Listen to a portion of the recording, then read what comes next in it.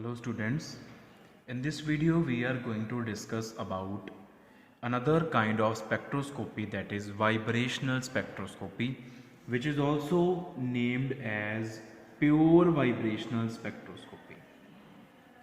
ਇਹਨੂੰ ਆਪਾਂ simply ਵਾਈਬ੍ਰੇਸ਼ਨਲ spectroscopy ਜਾਂ ਪਿਓਰ ਵਾਈਬ੍ਰੇਸ਼ਨਲ ਸਪੈਕਟ੍ਰੋਸਕੋਪੀ ਵੀ ਬੋਲ ਦਿੰਦੇ ਆ। ਤਾਂ ਬੇਟਾ ਪਿਓਰ ਵਾਈਬ੍ਰੇਸ਼ਨਲ ਸਪੈਕਟ੍ਰੋਸਕੋਪੀ ਜਾਂ ਵਾਈਬ੍ਰੇਸ਼ਨਲ ਸਪੈਕਟ੍ਰੋਸਕੋਪੀ ਕੀ ਹੈ? ਐਸੀ spectroscopy which deals with the transitions of molecules or the electrons of the molecules within vibrational energy levels due to the vibratory motion of the molecules। ਆਪਾਂ ਕੀ ਪੜ੍ਹਦੇ ਹਾਂ ਕਿ ਵਾਈਬ੍ਰੇਸ਼ਨਲ ਐਨਰਜੀ ਪੈਦਾ ਹੁੰਦੀ ਆ ਮੋਲੀਕਿਊਲਸ ਦੇ ਵਿੱਚ, ਮੋਲੀਕਿਊਲਸ ਦੀ ਵਾਈਬ੍ਰੇਟਰੀ ਮੋਸ਼ਨ ਦੇ ਕਰਕੇ। ਵਾਈਬ੍ਰੇਟਰੀ ਮੋਸ਼ਨ ਕੀ ਆ? To and fro motion around a mean position. ਤੇ ਉਹ ਵਾਈਬ੍ਰੇਸ਼ਨਲ ਜਿਹੜੀ ਐਨਰਜੀ ਪੈਦਾ ਹੋਈ ਆ ਉਹਦੇ ਕਰਕੇ ਵਾਈਬ੍ਰੇਸ਼ਨਲ ਐਨਰਜੀ ਲੈਵਲਸ ਜਨਰੇਟ ਹੁੰਦੇ ਆ। Each electronic energy level is divided into vibrational energy levels and each vibrational energy level is further divided into rotational energy levels। ये ਆਪਾਂ in detail discuss ਕਰ ਚੁੱਕੇ ਹਾਂ। ਪਹਿਲਾਂ ਆਪਾਂ ਪੜ੍ਹੀ ਆ rotational spectroscopy, ਜਦੋਂ ਟ੍ਰਾਂਜੀਸ਼ਨ ਹੁੰਦੀ ਆ ਇੱਕ rotational energy level ਤੋਂ ਕਿਸੇ ਹੋਰ rotational energy level ਦੇ ਵਿੱਚ। ਹੁਣ ਆਪਾਂ ਪੜ੍ਹ ਰਹੇ ਹਾਂ ਵਾਈਬ੍ਰੇਸ਼ਨਲ ਸਪੈਕਟ੍ਰੋਸਕੋਪੀ, ਪਿਓਰ ਵਾਈਬ੍ਰੇਸ਼ਨਲ ਸਪੈਕਟ੍ਰੋਸਕੋਪੀ। ਇਹਦੇ 'ਚ ਟ੍ਰਾਂਜੀਸ਼ਨ ਹੋਏਗੀ ਇੱਕ ਵਾਈਬ੍ਰੇਸ਼ਨਲ ਐਨਰਜੀ ਲੈਵਲ ਤੋਂ ਨੈਕਸਟ ਵਾਈਬ੍ਰੇਸ਼ਨਲ ਐਨਰਜੀ ਲੈਵਲ ਤੇ, ਜਾਂ ਉਸ ਤੋਂ ਨੈਕਸਟ, ਮਤਲਬ ਇੱਕ ਵਾਈਬ੍ਰੇਸ਼ਨਲ ਐਨਰਜੀ ਲੈਵਲ ਤੋਂ ਕਿਸੇ ਹੋਰ ਵਾਈਬ੍ਰੇਸ਼ਨਲ ਐਨਰਜੀ ਲੈਵਲ ਤੇ ਟ੍ਰਾਂਜੀਸ਼ਨ ਹੋਏਗੀ। Electronic energy level will not change, the electronic energy level of the molecule will remain same. ਇਹਦੇ 'ਚ ਚੇਂਜ ਕੀ ਹੋਣਾ? ਸਿਰਫ ਔਰ ਸਿਰਫ वाइब्रेशनल एनर्जी लेवल चेंज होएगा। तो बेटा वाइब्रेशनल एनर्जी लेवल जिहड़ा चेंज होना वा, डेफिनेटली एक वाइब्रेशनल एनर्जी लेवल दी जिहड़ी एनर्जी दा दूसरे vibrational next vibrational energy level तो जिहड़ा गैप आ वो रोटेशनल एनर्जी लैवल्स दे गैप तो ज़्यादा होगा। तो रोटेशनल एनर्जी लैवल्स ਦੇ ਵਿਚਕਾਰ ਮੋਲੀਕਿਊਲਸ ਦੀ ਜੰਪਿੰਗ ਕਰਵਾਉਣ ਦੇ ਲਈ ਆਪਾਂ ਯੂਜ਼ ਕਰਦੇ ਸੀਗੇ ਮਾਈਕਰੋਵੇਵਸ। ਤਾਂ ਇਸ ਕਰਕੇ ਆਪਾਂ ਉਹਨੂੰ ਮਾਈਕਰੋਵੇਵ ਸਪੈਕਟ੍ਰੋਸਕੋਪੀ ਵੀ ਬੋਲਦੇ ਹੁੰਦੇ ਸੀ। ਇਹਦੇ ਵਿੱਚ ਜਿਹੜੀਆਂ ਰੇਡੀਏਸ਼ਨਸ ਆਪਾਂ ਯੂਜ਼ ਕਰਦੇ they are infrared radiations. The infrared radiations are used for the transitions between vibrational energy levels। तो इस करके इस स्पैक्ट्रोस्कोपी नू IR स्पैक्ट्रोस्कोपी भी बोल दिंदे आ असीं। It is also named as IR spectroscopy, infrared spectroscopy. ठीक है, ये गल हो गई कि किहड़ियां रेडिएशनस यूज होंदियां? इंफ्रारैड रेडिएशनस। उस तो बाद आ जाती है किहड़े टाइप के मॉलीक्यूल्स वाइब्रेशनल स्पैक्ट्रा एग्जिबिट करते हैं, वाइब्रेशनल स्पैक्ट्रोस्कोपी एक्टिव होंगे। तो vibrational spectroscopy deals with the transitions between vibrational energy levels and vibrational energy levels are generated due to the vibratory motion of the molecules. So vibration जिहड़ी है molecule दी आपां ओह consider करते हैं। तो if any of the vibrational mode of the molecule अलग अलग तरह के नाल वाइब्रेट कर सकते होंगे। उन्होंने वाइब्रेशनल डिग्रीज ऑफ फ्रीडम का आप फॉर्मूला पढ़ चुके हैं डिग्रीज ऑफ फ्रीडम की होंदियां। कि एक मॉलीक्यूल अलग अलग तरह का वाइब्रेटरी मोशन शो कर सकता। अलग अलग वाइब्रेटरी मोशनस जिहड़े वो शो करता, उन्हां चों अगर किसी भी एक वाइब्रेटरी मोशन दे विच मॉलीक्यूल का डाइपोल मूवमेंट चेंज हो गया, if there is change in the dipole movement of the molecule in any of its vibratory motions, in any of its vibrational modes, तो असी कहने हैं कि वो IR एक्टिव होएगा, that is active in the vibrational spectroscopy। जिदा for example जे मैं गल करा diatomic मॉलीक्यूल्स H2 N2 O2 etcetera जेडे के होमोन्यूक्लियर, दीज आर होमोन्यूक्लियर। तो H का H नाल बॉन्ड बनया, N का N दे नाल बॉन्ड बनया, O का O नाल बॉन्ड बनया। जिहड़े इहो जिहे मॉलीक्यूल्स आ बेटा दे आर ऑलवेज इनएक्टिव, ये हमेशा ही IR स्पैक्ट्रोस्कोपी इनएक्टिव रहणगे। रीजन बीइंग कि ये जिहड़ा मर्जी वाइब्रेशन, जिन्नी मर्जी वाइब्रेशन आ जाए, चाहे तुसी इहदी स्ट्रैचिंग करा दो, चाहे इहदी कंट्रैक्शन करा दो, आ बॉन्ड है ना, ਇਹਦੇ ਅਲੋਂਗ ਦੋਨੋਂ ਹਾਈਡਰੋਜਨ ਐਟਮਸ ਨੂੰ ਬਾਹਰ ਖਿੱਚ ਦਿਓ, ਉਹ ਹੋ ਗਈ ਐਕਸਟੈਂਸ਼ਨ ਸਟ੍ਰੈਚਿੰਗ। ਤੇ ਚਾਹੇ ਤੁਸੀਂ ਇਹਨਾਂ ਦੋਨਾਂ ਨੂੰ ਅੰਦਰਲੇ ਪਾਸੇ ਕਰ ਦਿਓ, ਉਹ ਹੋ ਗਈ ਕੰਟਰੈਕਸ਼ਨ। ਦੋਨੋਂ ਮੋਡਸ ਦੇ ਵਿੱਚ ਡਾਈਪੋਲ ਮੂਵਮੈਂਟ ਚੇਂਜ ਨਹੀਂ ਹੋਣਾ, it will remain non polar in both the cases. ਇੱਦਾਂ ਹੀ ਇਹਦੇ 'ਚ ਇਹਦੇ 'ਚ, ਤਾਂ ਇਹ ਹਮੇਸ਼ਾ ਇਨਐਕਟਿਵ ਰਹਿੰਦੇ ਆ। ਲੇਕਿਨ ਕੁਝ ਸਾਡੇ ਕੋਲ ਮੋਲੀਕਿਊਲਸ ਐਸੇ ਆ ਜਿਹੜੇ ਕਿ ਅਦਰਵਾਈਜ਼ ਦੇ ਆਰ ਨॉन ਪੋਲਰ, ਲੇਕਿਨ ਉਹ ਪੋਲਰ ਬਣ ਜਾਂਦੇ ਆ। ਪੋਲਰ ਕਦੋਂ ਬਣ ਜਾਂਦੇ ਆ? ਉਹਨਾਂ ਦੇ ਕਿਸੇ ਇੱਕ ਅੱਧੇ ਵਾਈਬ੍ਰੇਟਰੀ ਮੋਡ ਦੇ ਵਿੱਚ। ਜਿੱਦਾਂ for example we have carbon dioxide. Carbon dioxide is otherwise non polar, ਜਿਹੜਾ ਉਹਦਾ ਡਾਈਪੋਲ ਮੂਵਮੈਂਟ ਆ ਉਹਦੀ ਵੈਲਿਊ 0 ਹੁੰਦੀ ਆ। its dipole moment is 0, but in one of its vibrational modes ऐसा होता है,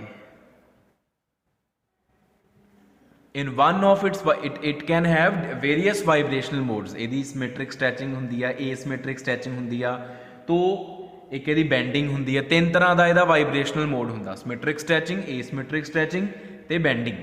ਉਹਨਾਂ ਚੋਂ एक ऐसा होएगा जब अनसिमेट्रिक स्ट्रैचिंग जिहड़ा वा उहदे विच की होएगा, इहदा डाइपोल मूवमेंट चेंज है। बेंडिंग जिहड़ा वा उहदे च इहदा डाइपोल मूवमेंट चेंज होएगा।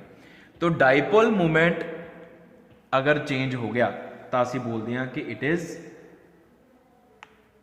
एक्टिव। हुण देखण नूं इह नॉन पोलर आ, पर in during its vibratory motion इहदा डाइपोल मूवमेंट चेंज कर जांदा। ते कंडीशन की आ वाइब्रेशनल स्पैक्ट्रोस्कोपी च एक्टिव होंदी कि in any of the vibrational mode the dipole movement should change होना चाहिए वा। तो ये फिर इस करके एक्टिव हो गए। इदी साडे कोल बहुत सारे मॉलिक्यूल्स आ जिहड़े वाइब्रेशनल स्पैक्ट्रोस्कोपी च active uh.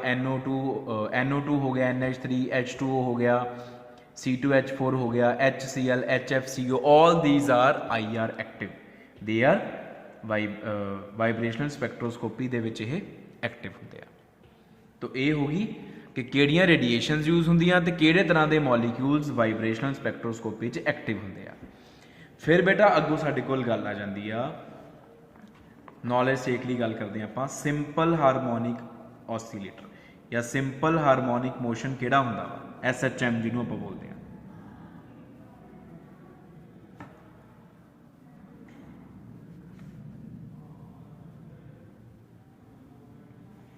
What is simple harmonic motion?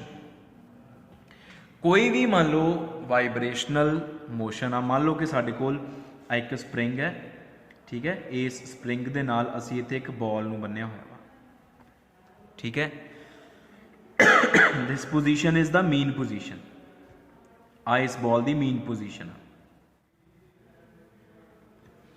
अगर तुसी इस बॉल नूं फड़ के नीचे नूं खिंचोगे तो फिर रिलीज़ कर दोगे तो ये बॉल की आ वाइब्रेशनल मोशन ਇਹਦਾ शुरू हो जाएगा, ऑसिलेशन शुरू हो जाएगी।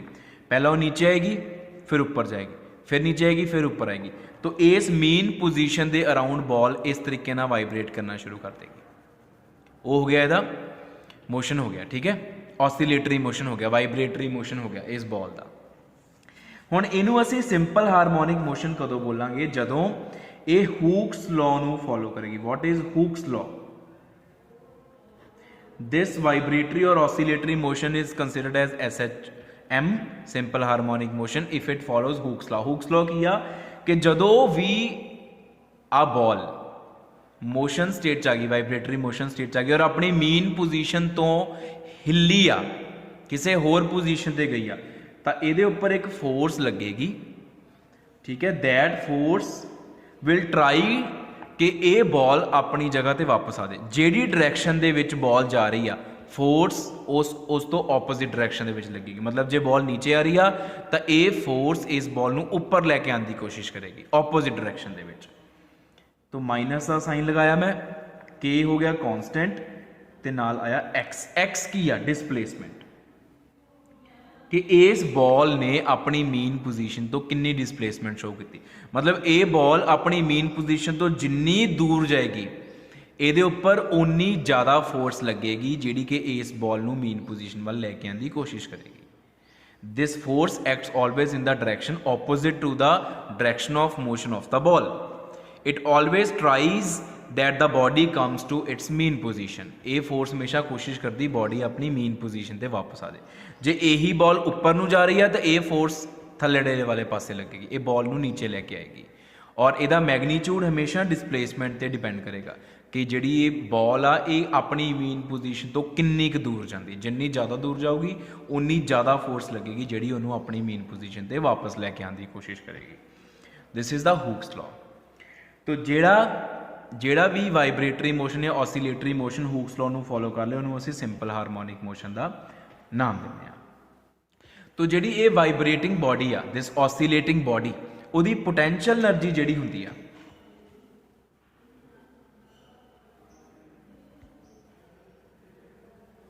Potential energy of the oscillating body, vibrating body, ਉਹਦਾ ਜਿਹੜਾ एक्सप्रैशन आ V is equal to half kx²। ਇਹ F ਤੋਂ ਡਿਰਾਈਵ ਹੁੰਦਾ ਵਾ, F ਦਾ ਇੰਟੈਗਰਲ ਕਰਕੇ the integral of F leads to the expression of potential energy.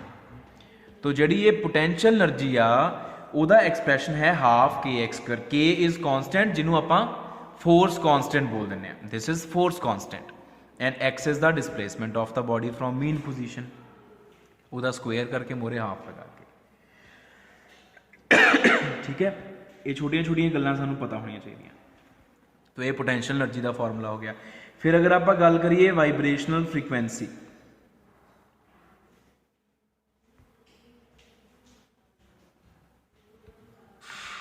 Vibrational frequency of the vibrating body nu, it is equal to 1/2 pi under root k/m। k is the force constant, m is the mass of the body जी कि vibrate कर रही है, oscillate कर रही है, m ਉਹਦਾ मास हो गया। तो न्यू की होगी वाइब्रेशनल फ्रीक्वेंसी कि वो किन्नी फ्रीक्वेंसी से वाइब्रेट कर रही है। बेटा since we are talking about the molecules, साडे कोल मॉलिक्यूल्स, असी मॉलिक्यूल्स की गल करते हैं। फॉर मॉलिक्यूल्स m की जगह ते we use mu. Mu is what? Reduced mass. तो instead of m we use mu, so therefore nu is equal to 1/2 pi under root k by mu. This is the vibrational frequency, a vibrational frequency या कादी of a vibrating molecule, specifically a diatomic molecule दी आपां गल करदे, we talk about a diatomic molecule। ये उदी vibrational frequency है जिथे mu की आ reduced mass है, ठीक है जी। म्यू का फॉर्मूला की होंगे? Mu is equal to m1 m2 upon m1 m2 if you talk about a diatomic molecule, जो आप डायटोमिक मॉलिक्यूल की गल कर रहे हैं, ठीक है। Otherwise how mu is written? 1/μ is equal to 1/m1 plus 1/m2 plus 1/m3 and so on. In this way mu is calculated if we have instead of diatomic we have triatomic, tetraatomic, etc. More number of atoms, if there are more number of atoms in the molecule, the number of atoms जिन्ने भी है सब का मास m1 m2 m3 इतने fill करांगे असी, तो फिर साढ़े कोल म्यू की वैल्यू आएगी, ठीक है। इस तरीके डायटोमिक मॉलिक्यूल के लिए सिर्फ m1 तो m2 होंगे आ, तो इनू सॉल्व करके फिर आ चीज़ आ जाती है साढ़े कोल, तो आप सिंपली आही लिख लें। फिर बेटा गल आती है साढ़े कोल expression for the energies of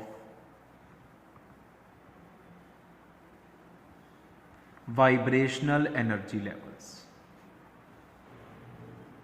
vibratory या ऑसीलेटरी मोशन के करके जिहड़े वाइब्रेशनल एनर्जी लेवल्स पैदा हो गए, उन्होंने वाइब्रेशनल एनर्जी लैवल्स का जनरल एक्सप्रैशन एनर्जी का, तो वो बेटा साढ़े कोल we are not having any derivation, Schrödinger wave equation नू सॉल्व करांगे असी, उदा सॉल्यूशन या डेरीवेशन साढ़े सिलेबस नहीं है। We will simply write the expression by making use of this expression. Potential energy नू यूज करके श्रोडिंगर वेव इक्वेशन सॉल्व करके साढ़े कोल जिहड़ा फाइनल रिजल्ट आया E v is what? V here is the vibrational quantum number is equal to v plus 1/2, इतने small v है, this is capital V, इतने आप स्मॉल v ले लें ताकि डिस्टिंक्शन हो जाए। Capital V is the potential energy, small v is the vibrational quantum number h into nu. जाओ ये जाउल्स दे विच आ, where V is equal to 0 1 2 3 and so on. It is what? It is vibrational quantum number. Vibrational quantum number refers to the vibrational energy levels. Vibrational energy levels की पछाण भी तो रखनी है ना. तो V is equal to 0 is the first vibrational energy level जिन्हों आप ground vibrational energy level बोलांगे. V is equal to 1 is second vibrational energy level. V is equal to 2 is third vibrational energy level. V is equal to 0 is ground state of vibrational energy levels या ground vibrational energy level. V is equal to 1 is first excited vibrational energy level. V is equal to 2 is second excited vibrational energy levels. जिद्दां आपां rotational की गल करते सी उस तरीके नाल. तो ये है बेटा energy in joules, but we know we use energy ये होगी जाउल्स दे विच, in joules.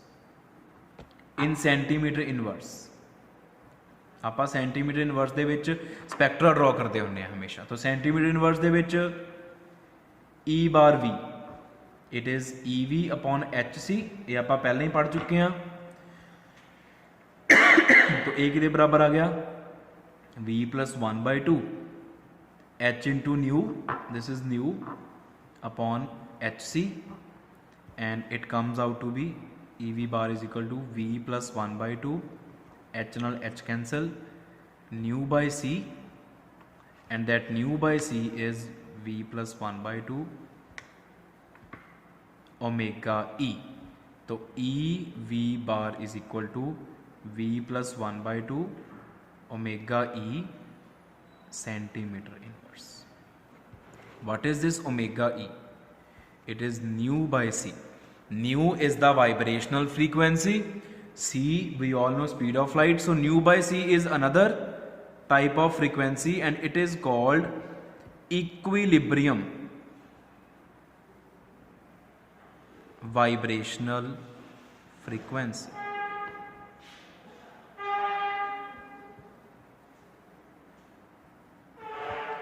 Equilibrium vibrational frequency is the name of omega E. तो इनू याद रखना तुम, and it is equal to nu by C.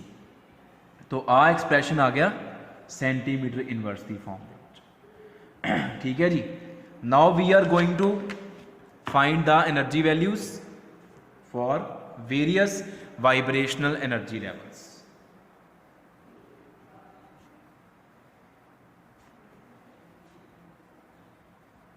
by various vibrational energy levels. मतलब हुण V दियां वैल्यूज पुट कर करके. सो E बार 0, E बार 0 का मतलब V is equal to 0 put करके 0 plus 1/2 omega E, that is half omega E centimeter. Then E bar 1 plus 1/2 omega E, 1 plus 1/2 is 3/2 omega E centimeter inverse. E bar 2 plus 1/2 omega E, that is 5/2 omega E centimeter inverse.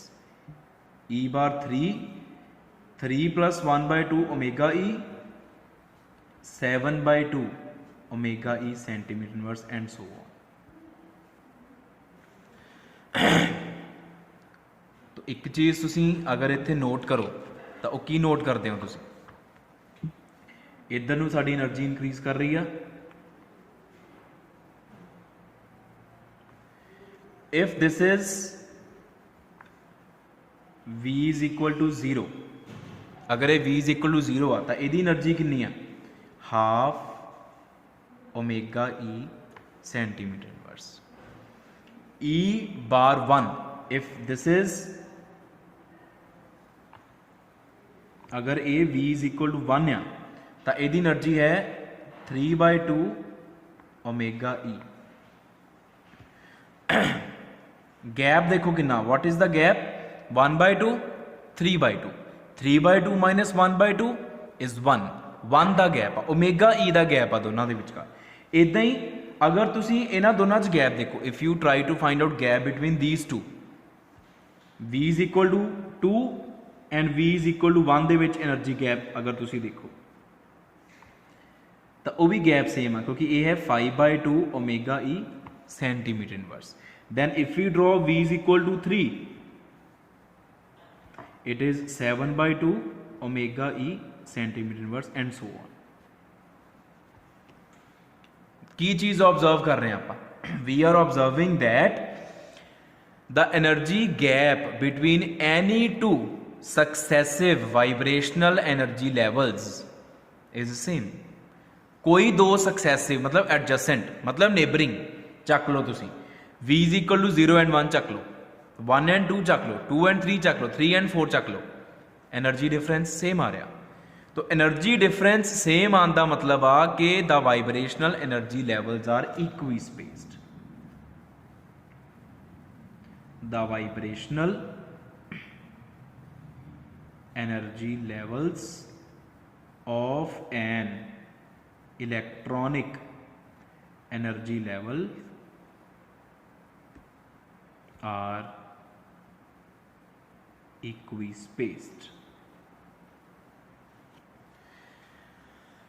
कितनी interesting चीज साढ़े सामने आई है. The rotational energy levels we have studied about the rotational energy levels.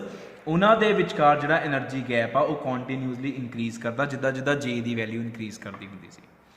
But vibrational energy levels दे विच जिहड़ा gap आ वो ना increase करता ना डिक्रीज करता, वो गैप सेम रहिंदा. तो यदा मतलब the vibrational energy levels are equispaced, उन्हां दे विचकार स्पेसिंग सेम होती है. ठीक है जी. एक इंपॉर्टेंट डेफिनेशन है that is zero point energy. Zero point energy की होंगी है the energy of any ground energy level या ground energy state. Ground energy state की जिहड़ी एनर्जी होंगी उन्होंने जीरो पॉइंट एनर्जी बोलते हैं. And if you talk about the ground vibrational energy state for ground vibrational energy state small v is equal to 0 and e bar 0 is equal to half omega e centimeter inverse. So this is what? This is a 0 point energy of vibrational energy levels. Vibrational energy levels the 0 point energy da matlab vibrational energy levels the 0 point energy da matlab hai कि vibrational energy levels दे विचों जिहड़ा ground vibrational energy level आ ओदी energy the energy of ground vibrational energy level that is called zero point energy of vibrational energy states. तो ओदी value आ गई. जे आप rotational energy states की गल करिए वो जीरो आती सी. तो जीरो एनर्जी नूं असीं एनर्जी नहीं कंसीडर करते. In case of rotational energy levels, the 0 point energy is 0. But in case of vibrational energy levels, the 0 point energy is non-zero. Oda expression, oda value आ है. Then we are heading towards the spectra. तो सब तो पहला आप पढ़ते हैं selection rules for vibrational transitions.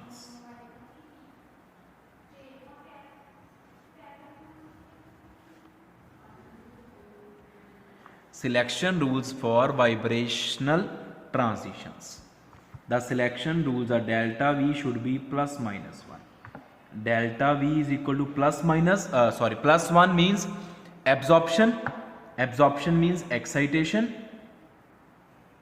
Excitation means jumping to higher energy state, higher vibrational energy state, and delta V is equal to minus 1 corresponds to de-excitation. And de-excitation means emission. This corresponds to absorption of the energy, this is emission of energy.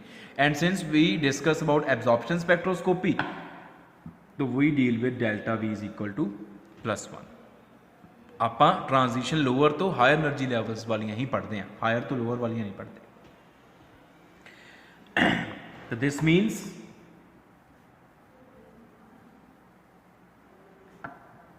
the transition, the allowed transition is V to V plus 1। Allowed transition केड़ी होगी? V to V plus 1। V is equal to 0 to 0 plus 1, 1 ते 1 to 2, 2 to 3, 3 to 4, 4 to 5, 0 to 2 forbidden, 0 to 3 forbidden, 1 to 3 forbidden, 1 to 5 forbidden, 2 to 5 forbidden। सिर्फ एक gap होना चाहिए बस, V तो V plus 1 जानी चाहिए, एक तो ये चीज़ होगी। ठीक है, फिर आप गल करते हैं अगों एनर्जी ऑफ द ट्रांजिशन।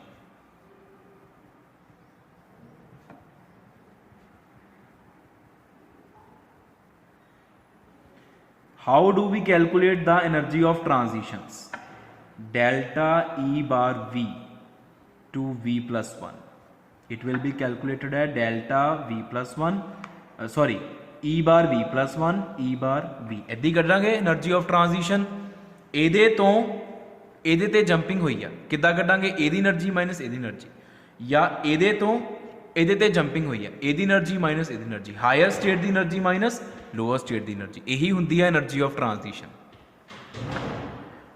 तो E बार V plus 1, E बार V plus 1 आ हैगा या E बार दा expression, this is the expression for E bar V। तो V की जगह ते V plus 1 भर दिने आपां, V plus 1 plus 1 by 2 omega E minus V plus 1 by 2 omega E। Omega E बाहर चला गया, V plus 3 by 2 minus V plus 1 by 2, omega E आ गया बाहर,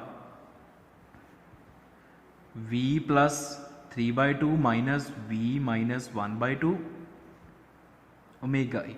V नाल V cancel, 3 by 2 minus 1 by 2 is 1। Omega E centimetre inverse is the energy of transition.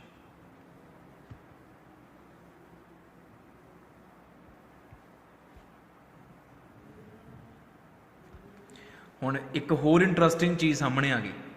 वो interesting चीज़ की सामने आई आ कि तुसी जेड़े मर्जी V तो नैक्सट V ते जंप कर लो, चाहे तुसी V इज इक्वल टू 0। देखो एनर्जी ऑफ ट्रांजिशन दे विच V तो आया ही नहीं, ओमेगा E कल्ला ही आ गया एंड इट इज़ कॉन्सटेंट। जिहड़ा वाइब्रेटरी मोशन आ मॉलीक्यूल का, जिहड़ी मॉलीक्यूल च वाइब्रेशन हो रही है उसकी वाइब्रेशनल फ्रीकुएंसी तो कॉन्सटेंट आ, it is a constant value. तो यदा मतलब की हो गया कि जेड़े मर्जी V तो तुसी ट्रांजिशन करा दो, चाहे V इज इक्वल टू 0 तो 1 तो 2 तो 3 तो जिथों मर्जी कराओ, हर ट्रांजिशन की एनर्जी सेम होएगी। तो इत्थों की आप एक सिट्टा करते हैं, energy of all the transitions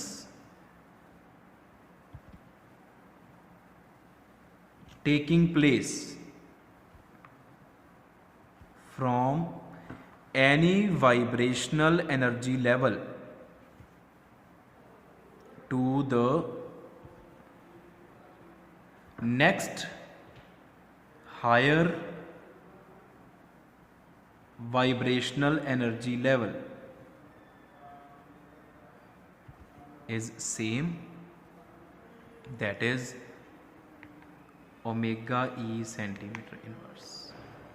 सारिया ट्रांजिशन की एनर्जी सेम होनी है, करके देख लो। आलो करके देखो, V इज इक्वल टू 0 तो V इज इक्वल टू 1 भेजा, this minus this, what is the gap? Omega E। V is equal to 1 तो V is equal to 2 transition होगी, 5 by 2 minus 3 by 2 again 1, omega E का difference. इतों इतने jump कराओ, एदी energy minus एदी energy, करके देख लो ओमेगा E। जेड़ी मर्जी ट्रांजिशन होवे from one vibration energy level to next higher vibration energy level, the energy consumed will be omega E। ठीक है, दिस इज कॉल्ड, जेड़ी ओमेगा E आ, this is called fundamental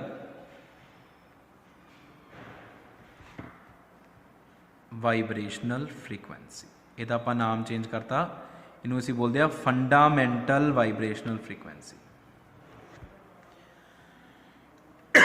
equilibrium vibrational frequency क्या सी, हुण आपां इहनूं कहता फंडामेंटल वाइब्रेशनल फ्रीक्वेंसी है, सिंपली फंडामेंटल फ्रीक्वेंसी। ठीक है, इस तो बाद किहड़ी चीज़ आपां डिस्कस करते हैं, वो ये आ ट्रांजिशंस फ्रॉम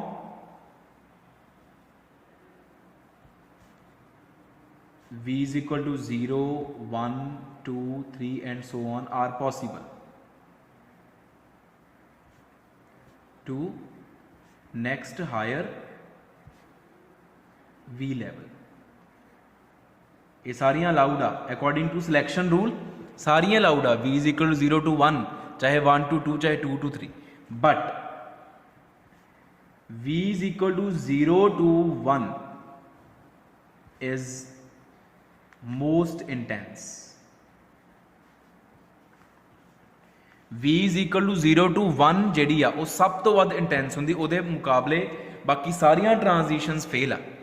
ਅਸੀਂ ਕਹਿੰਦੇ ਹੁੰਦੀ ਇੱਕੋ ਇੱਕ ਆ ਇਹ V is equal to 0 to 1 because V is equal to 0 is most populated।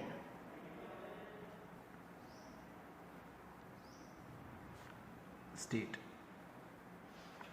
V is equal to 0 is most populated state। सारे दे सारे इलैक्ट्रॉन्स या कह लो मॉलिक्यूल्स इत्थे बैठे आ, जे सारे इत्थे बैठे आ तां जदों बाहरों एनर्जी आउणी आ, जदों बाहरों एनर्जी आई इत्थों इत्थे इना ना इहदे च कोई हैगा ना इहदे च कोई हैगा ना, इना उपर वाले च तां वैसे ही बहुत घट हुंदे आ।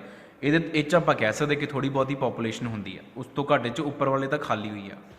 तो ये दिस इज मोस्ट पॉपुलेटेड, सारे दे सारे molecules V is equal to 0 च बैठे आ, तो डेफिनेटली फिर जो एनर्जी इन्होंने गेन करनी है V is equal to 0 to 1 transition होनी है, सारे मॉलिक्यूल्स की 0 to 1 हो जानी है।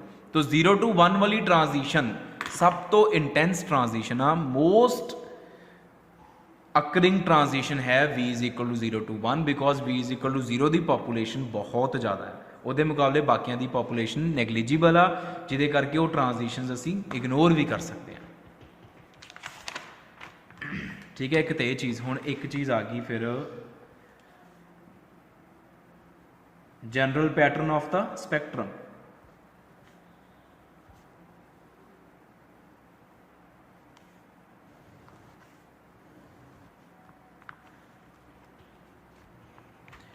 General pattern of the spectrum V is equal to 0 to 1 is most intense की बजाय probable लिख लेने आप is most probable। coming back to this general pattern of the spectrum। हुन spectrum की हुंदा record of the transition, जिन्नियां transition होइयां उन्नियां spectrum च लाइनां आई जानियां।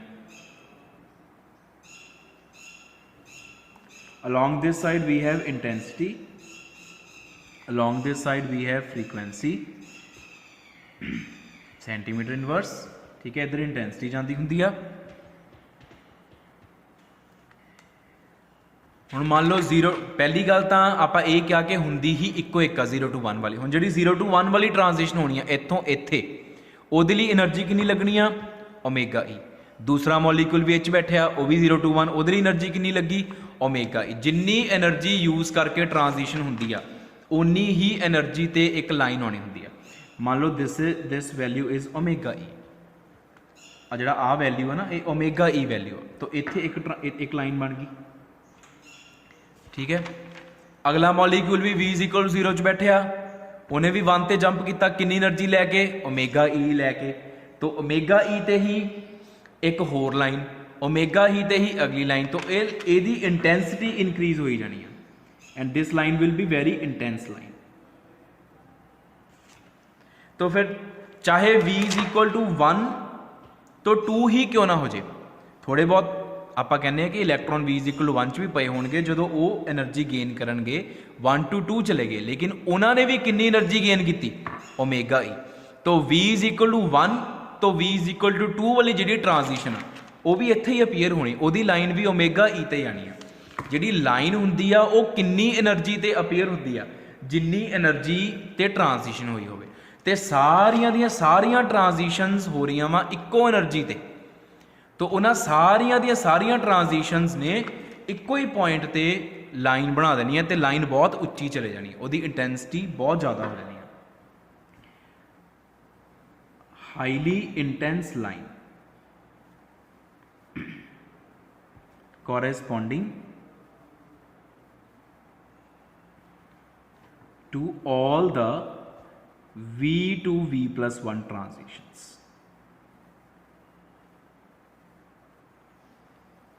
ਸਾਰੀਆਂ V to V+1 ट्रांजिशनस ਦੇ ਲਈ ਇੱਕੋ ਇੱਕ ਲਾਈਨ ਆਣੀ ਆ, ਇੱਕੋ ਇੱਕ એનર્ਜੀ, ਉਨੀ એનર્ਜੀ ਲੱਗਣੀ, तो ਇੱਕੋ એનર્ਜੀ ਤੇ ਹੀ ਲਾਈਨ ਆਊਗੀ। तो ਉਹਦੀ ਇੰਟੈਂਸਿਟੀ, ਕਿਉਂਕਿ ਇੰਟੈਂਸਿਟੀ ਕਾਤੇ ਡਿਪੈਂਡ ਕਰਦੀ ਆ ਕਿ ਇੱਕੋ ਜਿਹੀਆਂ ਕਿੰਨੀਆਂ ट्रांजिशनस ਹੋਈਆਂ, ਇੱਕੋ ਜਿਹੀਆਂ ਹੀ ਆ ਸਾਰੀਆਂ ट्रांजिशनस ਦੇ, ਕਿਉਂਕਿ ਸਭ ਦੀ એનર્ਜੀ ਸੇਮ ਆ। तो ਲਾਈਨ ਉੱਪਰ ਉੱਪਰ ਉੱਪਰ ਉੱਪਰ ਹੋ ਜਾਣੀ, ਉਹਦੀ ਇੰਟੈਂਸਿਟੀ ਬਹੁਤ ਜ਼ਿਆਦਾ ਹੋਈ ਜਾਣੀ ਆ।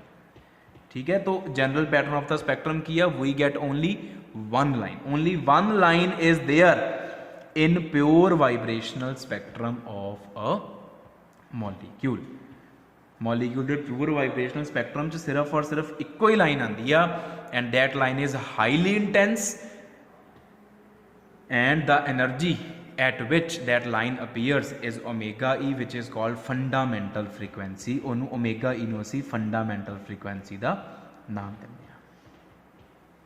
so this is about the pure vibrational spectrum या spectroscopy of a molecule undergoing simple harmonic motion। जिहड़ा simple harmonic motion होवे, जिहदा simple harmonic motion ना होवे, जिहड़ा SHM ना follow करदा होवे, उस तरह दे molecule नूं असीं बोलांगे तां इहनूं असीं बोलता हारमोनिक ऑसीलेटर, ਉਹਨੂੰ ਅਸੀਂ ਬੋਲਾਂਗੇ ਐਨ ਹਾਰਮੋਨਿਕ ऑसीलेटर। तो ਉਹਦੇ ਵਾਸਤੇ ਜਿਹੜੀ ਡਿਸਕਸ਼ਨ ਆ ਉਹ ਫਿਰ ਆਪਾਂ ਨੈਕਸਟ ਵੀਡੀਓ ਦੇ ਵਿੱਚ ਡਿਸਕਸ ਕਰਾਂਗੇ। And this is the discussion about the harmonic oscillator, a vibratory motion which is actually the simple harmonic motion, and the vibrating molecule is the simple harmonic oscillator, harmonic oscillator।